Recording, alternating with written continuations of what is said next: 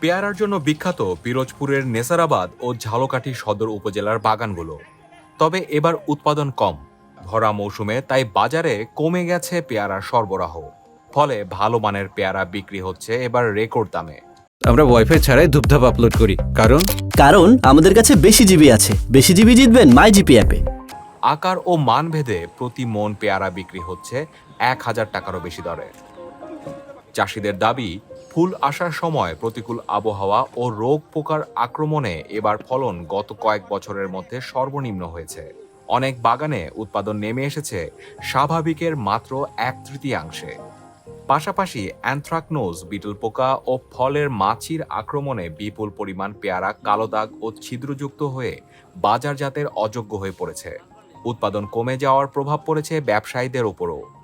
পাইকারি ক্রেতারা প্রয়োজনীয় পরিমাণ পেয়ারা সংগ্রহ করতে পারছেন না। তবে ফলন কম হলেও ভালো দাম পাওয়ায় চাষিরা কিছুটা স্বস্তিতে আছেন। কৃষি বিভাগের কর্মকর্তারা বলছেন, উৎপাদন কম থাকায় এবার পেয়ারার মৌসুম নির্ধারিত সময়ের আগেই শেষ হয়ে যেতে পারে। বর্তমানে নেসারাবাদে 600 হেক্টর এবং ঝালকাঠি সদর উপজেলায় 295 হেক্টর জমিতে পেয়ারা চাষ হয়েছে। আমরা ওয়াইফাই ছাড়াই ধূপধাপ আপলোড করি, কারণ কারণ আমাদের কাছে বেশি জিবি আছে। বেশি জিবি জিতবেন মাই জিপি অ্যাপে।